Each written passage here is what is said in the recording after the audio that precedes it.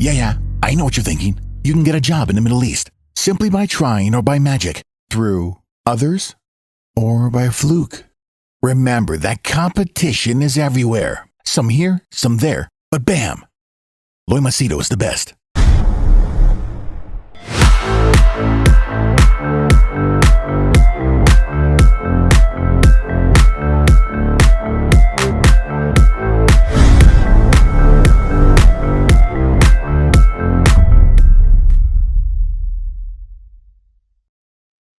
All right, in this video, I'm going to share with you a typical Indian behavior that even I'm guilty of this, by the way, so that you know that I'm not excluding myself as, oh, I'm not.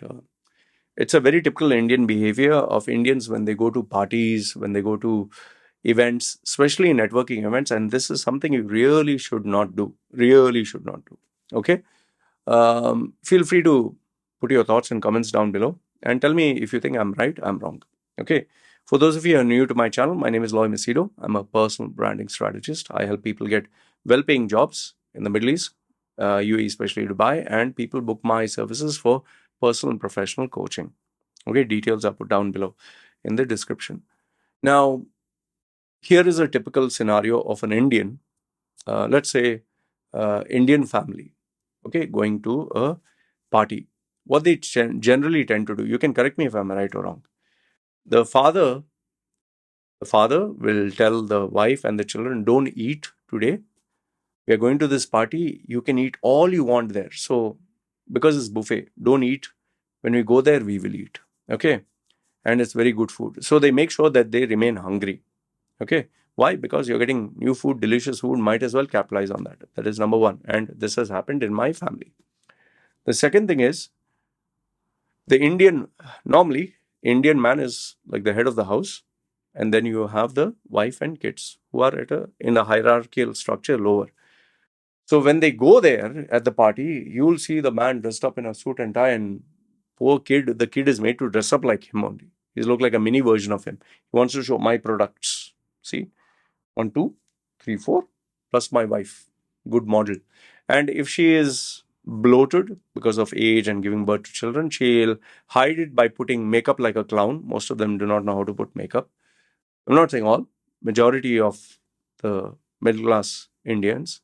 And you might say, oh, Law, you're only focused. Yeah, 80%. 80% is a huge number. But they'll put gold, especially South Indians. They'll put a lot of gold and to show, the man wants to show, see the power. I have so much of gold. Okay. Or in some cases, if he has a sexy wife, obviously the wife will look the same. So they'll sit in one table. They'll normally go to one table and they'll sit there, and they prefer the empty table. And maybe some other family can join there. Fine. They have those round tables. Okay. And when the father is generally looking, who else does he know? Okay. While the children are, crazy. But they're not allowed to run around because they have to behave. Poor children, they are bored to death in that party. Wife is anyway trying to look, oh, I'm his wife. Okay. When the bar opens, the head of the family, he will walk to the bar. Why? Because booze, free booze. Indians love booze, man. Oh, free booze. So he stands there. He will act like he didn't come there for the booze. He's just walking around and accidentally, like, the family guy, he just stands there automatically at the booze counter, and he'll try to figure out who else is at the booze counter. He'll wait for somebody to come because he's respect in society. So when one guy goes there, he'll get up and go there. Hey, hi, how are you? Hey, for the person, he never said hi. Or if he doesn't know the guy, hi, how are you? And then he'll just say, what do you have? Okay, give me one peg. Yeah. So they'll take one peg and then they'll stand there. Then obviously, like honeybees to honey, all of them will come slowly there and they'll take their drink and free booze, no? So look, little drink. Free booze. Free booze means they'll drink. Okay. They will drink. Oh, from the time it starts, and you'll see all the men crowded there. The poor kids are bloody hungry. They'll be sitting there, nodding their wife. The minute the buffet opens, the husband will strategically tell her, go take the children and go to the buffet counter. And when they go to the buffet counter, oh goodness, this is something hotel management staff or anyone who has worked in hotel management or events will be a witness. They will tell you, I'm right. When an Indian takes, well, okay, first when a non-Indian or a person who has been to buffets they will generally take a little bit of salad, they'll take a little bit of stuff, and they'll come for the second round. Our Indians, the mother will give each one a plate, big plate, and she'll put rice, and then then she'll put rice, then she'll put the curry, then she'll put the biggest chicken piece, not one. Second round, maybe I'll need one more. Plus this, I want to taste this. She'll put every single dish, she'll put, oh, I have to eat this. Oh, this also I have to taste. Oh, I will have place for this. She will take a mountain. She'll mix everything. It'll be an actual mountain. In fact, the kid will be like, it'll be equivalent to the weight of the kid. And you have three people, suppose four people in the family, wife, and all four will have a mountain. Why? Because they're worried food will get over. And if possible, they will even try to put the dessert at the side or take the dessert cups or whatever. And they will come to the table, and don't find this surprising, they'll run for the second round. Why? Because the dessert and all that might get over. Oh, we need to have the salad. Can't keep getting up. Once the mountain of food is kept there, they will start, nom, nom, eat. But this is the part that is really sad. They will never be able to complete what they took. They'll always have rice left. They'll always have naan left, roti left. And the mother will say, eat the chicken. No, chicken is expensive. Eat the chicken, mutton, eat the meat. It's all expensive. Okay, they will eat that. And then if a new dish comes, they will just want to glance and see what is there and try to bring that also. Okay. So this is how it normally goes. Because after all, we came here, we gave them a gift. We have to get the ROI, man. We bought a $100 gift. $100 we have to eat, no? And finally, they'll thank the bride and groom. They didn't bother to meet anyone, nothing, and they will go. But the husband will go last because bar counter is still open, no? He has to drink until kingdom come, until he cannot drive. And then maybe they'll take a cab home or they'll have somebody else. Generally, they drive home. But they'll remain there until the party finishes especially these freeloaders who love free booze will stay right up to the end dancing. All the decency that was there at the beginning of the party will all evaporate towards the end. Okay. Now, I'm not saying that this is a bad behavior. If you have never seen food, maybe it's a once in a lifetime. But wasting food is bad.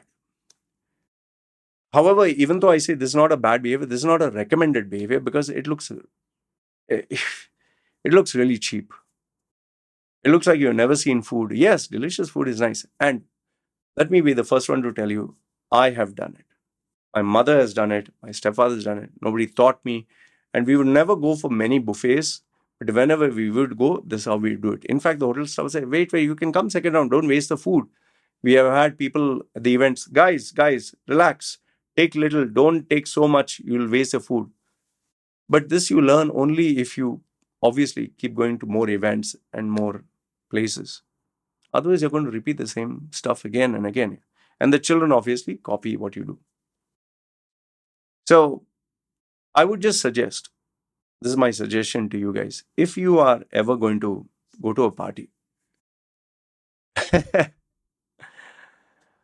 I know that you want your children to eat good food, but let them eat normal.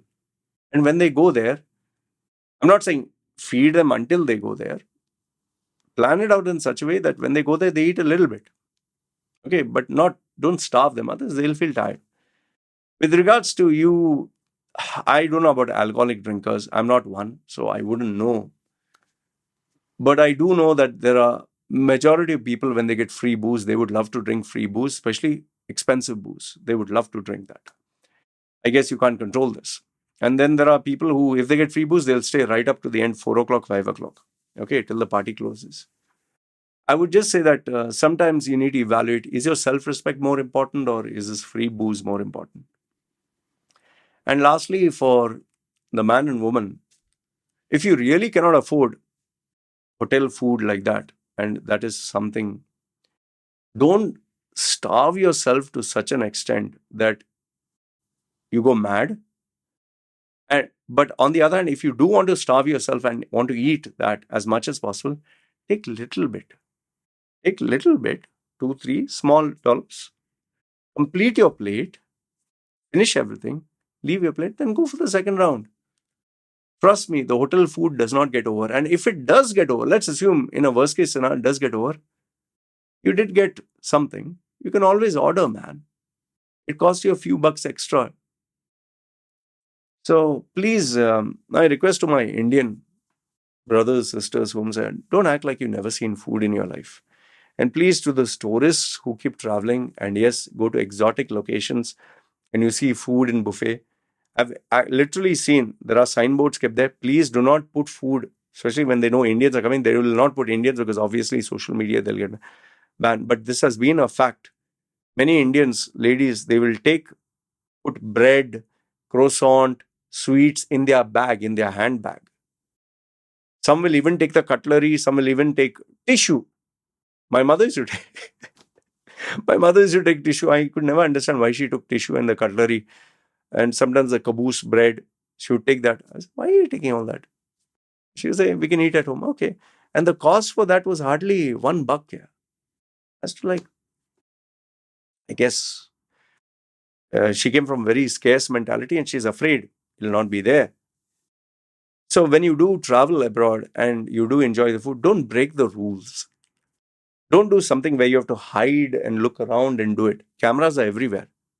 Find out, can you do it? Speak to the managers. Can I take some of it? If they say no, respect it. Eat how much you want. No, eat how much you want there without wasting. And go. How much can you eat? And if you really want to eat again, maybe outside the hotel, maybe the hotel is cheap. Maybe outside there is some nice food, man. Don't act like you've never seen food in your life, man. Especially our Indians. Anyway, you can tell me if I'm right or wrong. I'm pretty sure you know what I'm talking about. And that is why in some of the countries, explicitly, where it comes to Indian tourists, and there are, I guess maybe because the economy opened and suddenly people had so much of purchasing power, they didn't know how to behave. But please, my request to you is, if you're new, just keep in mind that your reputation is at stake. There are cameras. Don't take hotel cutlery, don't take hotel stuff just because you paid money for staying and eating. Keep your respect. That's all I can tell you. You can tell me if I'm right or wrong and feel free to disagree. I would love to read your thoughts and point of view. I'll make another video on the do's and don'ts of networking. If you'd like to see more on that, just comment down below based on if I get a number of people who are interested in that. Formal events, networking, how to behave. I'll guide you on that. Feel free, comment down below. This is me signing off. You guys take care.